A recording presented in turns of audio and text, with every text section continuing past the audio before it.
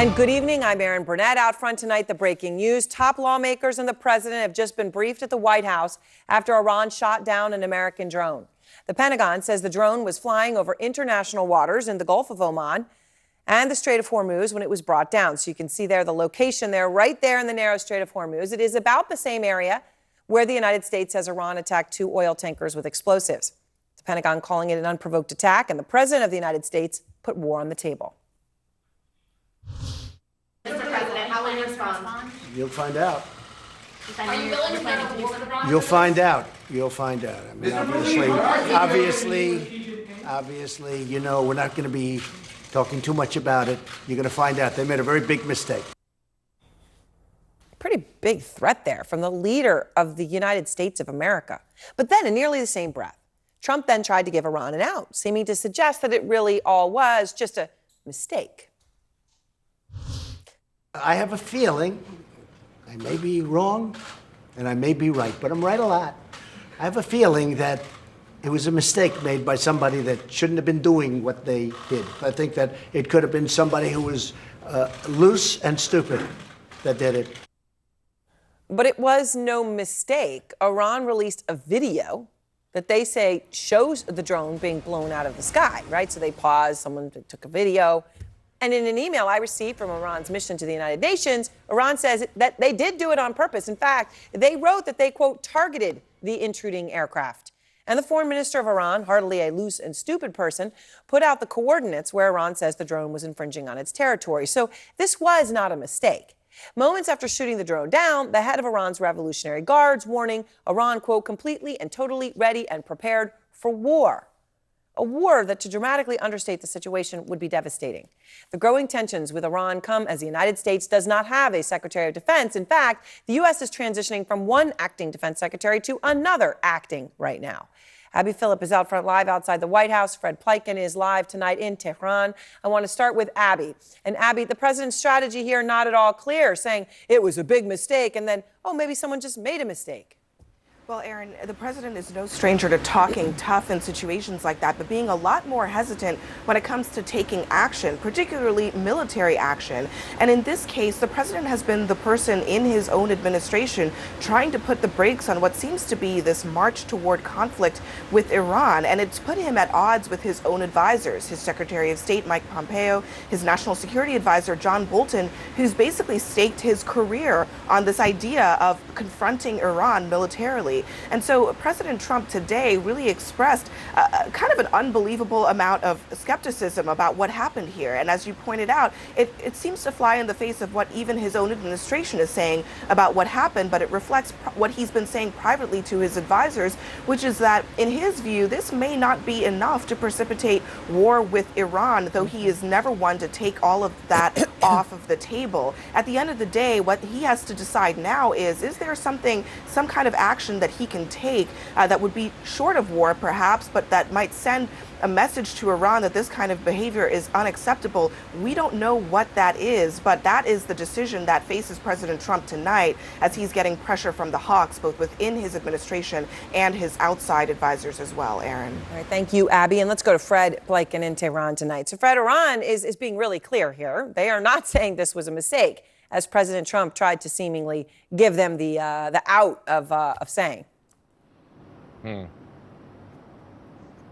Now, you're absolutely right, Erin. We've been looking to see whether or not there might be any Iranian official who would be trying to walk this back or sort of indicating that this might have been some sort of error or some sort of mistake. There doesn't seem to be a single one that we've seen at all the whole day. And if you look at that video that the Iranians put out of them launching those missiles and you listen to the voices on that video, those don't seem like the voices of people who feel like they've just made a big mistake and shot down the wrong aircraft. Those seem to be people who are celebrating the fact that they've just hit that drone. Now, the Iranians, as you said, they absolutely deliberately shot the drone down because they believe that it was in their airspace. We checked out that tweet from the foreign minister, Javad Zarif, and the coordinates that he gave there.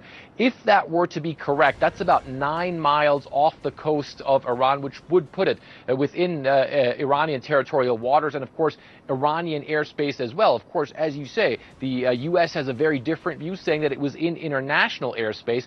But the Revolutionary Guard Corps, which is the unit that came out and shot this drone down, it was their air defense system that did this.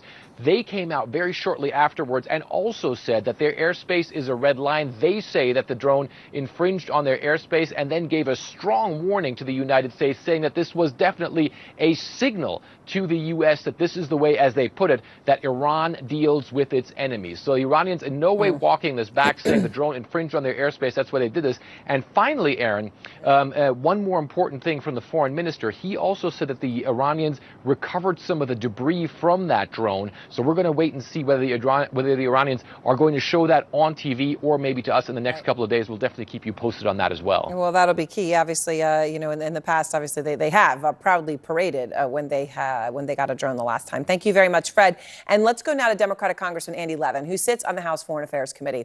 Congressman, I appreciate your time. So from what you have been told, are you clear on what happened here or not? You know, Aaron, I haven't got a classified briefing on it yet, so some of the details I'm not clear about, and especially like whose airspace it was in and so forth. So we're waiting for those details. So I want to play what the president said today about who's responsible.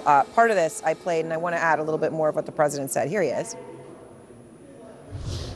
I think they made a mistake. And I'm not just talking the country made a mistake. I think that somebody under the command of that country made a big mistake. Are you saying you think it wasn't intentional to strike the drone? I don't know. I find it hard to believe it was intentional, if you want to know the truth. I think that it could have been somebody who was loose and stupid that did it. But we'll be able to report back, and you'll understand exactly what happened. But it was a very foolish move. That I can tell you. It's interesting, Congressman. There he sounds like he's trying to act like, well, if it was someone low down or a mistake, maybe I don't need to gear up about it. Right. But it's clear from how Iran's responding with the coordinates, with the foreign minister, with the head of the Revolutionary Guards, with a video where they're clearly celebrating and not saying, "Oh no." It is clear that this was not a mistake. So, why do you think he's responding that way? You know, Aaron, I don't know why the president's responding that way. I hope he's trying to, leave room to walk back the steady escalation that the United States has engaged in. But we need to look at Iran from first principles. Iran talks like this all the time. It's a very proud country. I don't think that they're going to back down easily.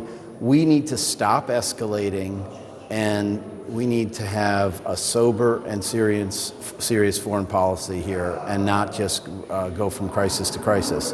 So the president does not have authorization from the United States Congress to go to war with Iran.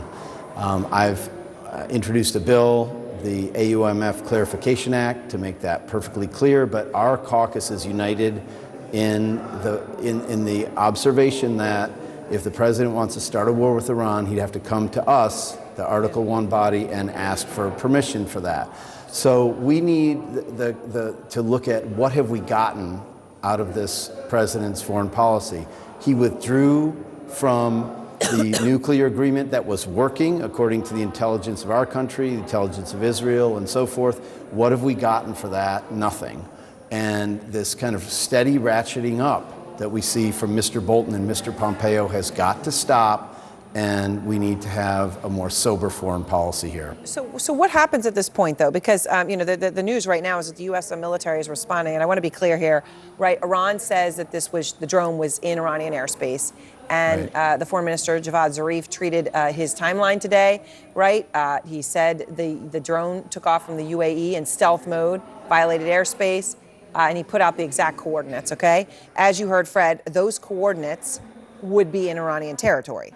He put out a map. But now, the Pentagon, just moments ago, now they have taken all day to do this, and I sort of have wondered why, because, they were quick to give coordinates, and the U.S. did not. But now, they have just put them out for the first time. And theirs, of course, put it 17 nautical miles from Iran's shoreline in international waters, as opposed to the 9 miles in Iranian airspace. As they put out coordinates. So here's going to be the big question. Are we going to be able to prove where it was? How much is this going to matter when it comes to the United States response? Well, we cannot have Iran shooting down American drones. That's not acceptable. So the question is, how do we respond to this? No matter, as you say, no matter where exactly it was. It was obviously very close to Iranian airspace or in Iranian airspace. I have a lot of confidence in our intelligence services, so when I get briefed properly, then I'll feel like I know that. But you trust them when they put out the coordinates, putting it in international airspace. You would trust the Pentagon over the Iranian coordinates.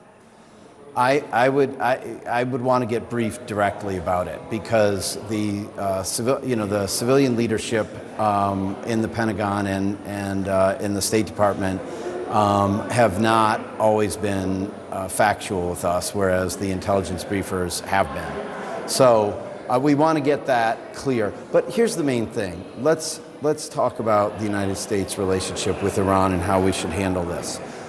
The American people do not want to go to war with Iran. What's the cause and effect here? How have we gotten to this point?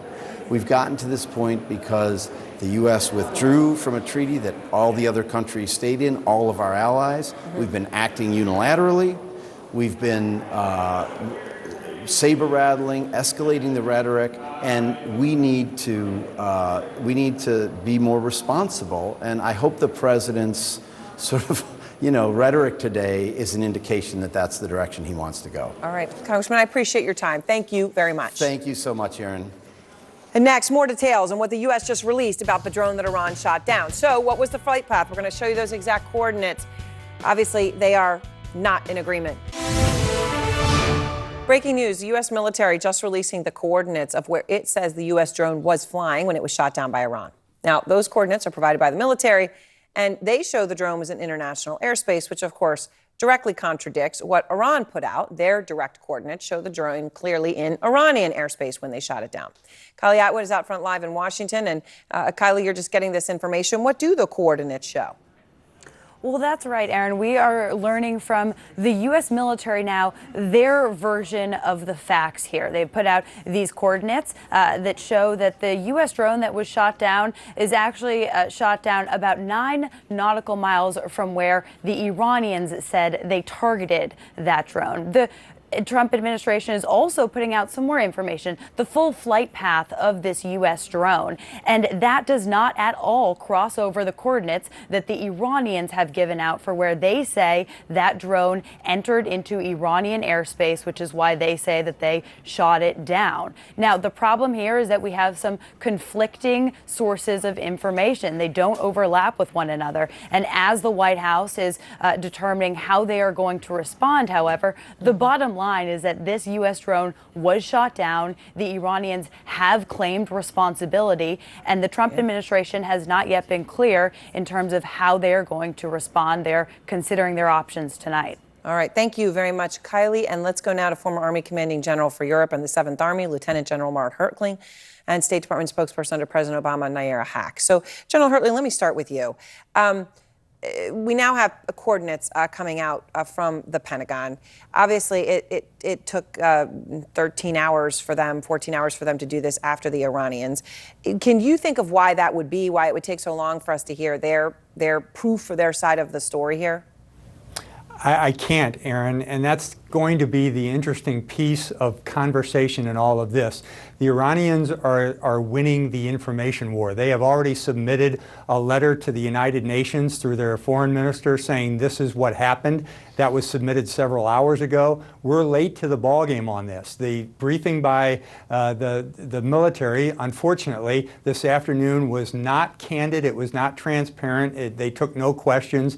And now we're getting a read of the coordinates when the Global Hawk can actually give you a screenshot of where it is. So having someone read me the latitude, longitude of where the aircraft was is going to be, we have to show proof to the United Nations in order to fight this fight. So this is the question, Nayyera, because, I don't know if you just heard Congressman Levin, a Democrat from Michigan, when I asked him, okay, well, would you say that you wouldn't trust the Pentagon's coordinates, he made a very explicit point. He suggested, look, there's political leadership now from this administration that he does question. He wouldn't question if it came from intelligence.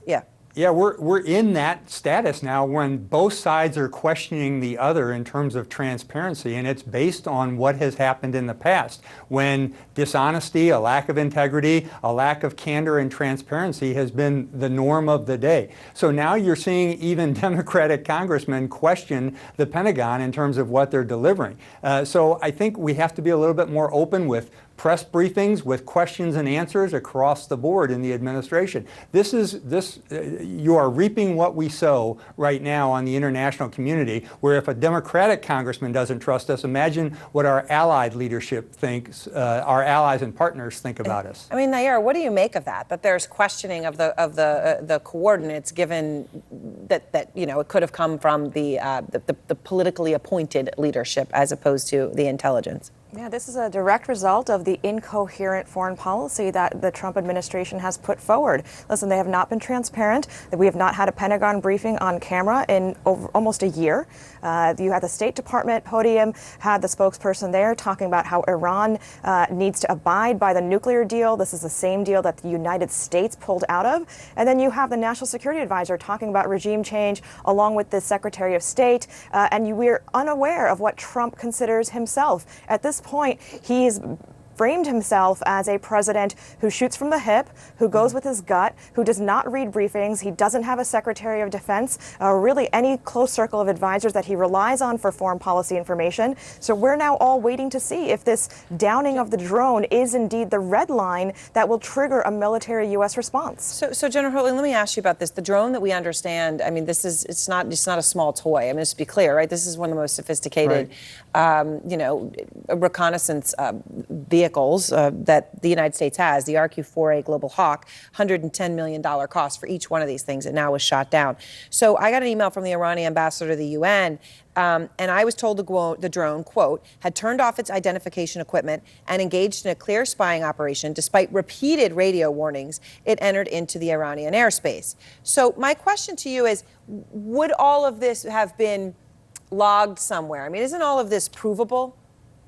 It is. It's also a little bit flaky on the part of the Iranians. And let me just caveat everything I'm saying. The Iranians are malign actors. They foment distrust and disagreement and conflict throughout the region. But even having said that, what you're talking about are some things that they're putting in the information ecosystem right now that is going to muddy the waters.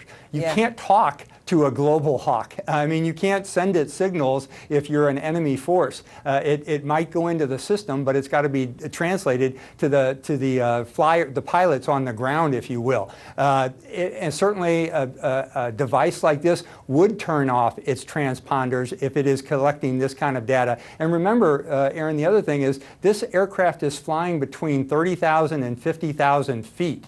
So when it is shot down, it's also going to spread its debris all over the place. So the Iranians could potentially pick up parts of this aircraft even on land if it was hit in the right way and it actually crashed to land or sea in their area. And get some really crucial information, Nayyera. Yeah, this is the importance of the fact that it was a drone that was shot down and not a manned aircraft. That certainly gives the president and other officials some options of how they can maneuver around this. I think the most dangerous thing that could happen right now would be for President Trump to now continue to escalate in response to the downing of a drone and seek to target something more directly in Iran. That would be seen as the next level, more provocation, and would potentially be off to the races at this point. So it's key to recognize that it's a drone, not a manned aircraft, which in and of itself would create deeper consequences. So, General, can I ask you, just for people trying to understand the significance here, obviously you're talking about a huge country with a huge military, one of the largest in the world. Right. What would a war with Iran look like? When the president says, "Are you going to war?" and he says, "Well, we'll see." Basically, what would a war look like with Iran? Well, I would start off by saying it could escalate. Even a small action could escalate very quickly. And I'm not using hyperbole in that, Aaron. I'm concerned about this. The other thing that you have to consider, they have a huge military. They have a relatively unified population and a strong central government. They have modern equipment. They have been choked by some of the sanctions that have occurred, but they are willing, the Iranian people, and especially the Iranian Republican Guard, are willing to fight to the death. This will be Iraq and Afghanistan on a much larger scale. It will be complex, challenging from both an air and naval force standpoint. From a cyber standpoint, they're able to counter some of the things we do. I don't even want to think about the potential for a ground invasion because that would be catastrophic on both sides. This is the country that fought Iraq for 10 years and lost over 1 million people in that Iran-Iraq war. Final word, And let's Mayor. not forget that we are the country that is still fighting in Afghanistan for 18 years. We still have troops in Iraq, so we are stretched thin on our front. Now, that's not to say the United States certainly has a strong military, strong capabilities. We can do what we need to do to defend ourselves, but at this point we have to look at the fact that there is no goal in mind with what a counterstrike in Iran would be. If the goal is to eliminate their use of nuclear weapons, the deal captured that. If the goal is regime change, which is what John Bolton has always wanted, then we're in for a long haul. Right. Thank you both very much. And now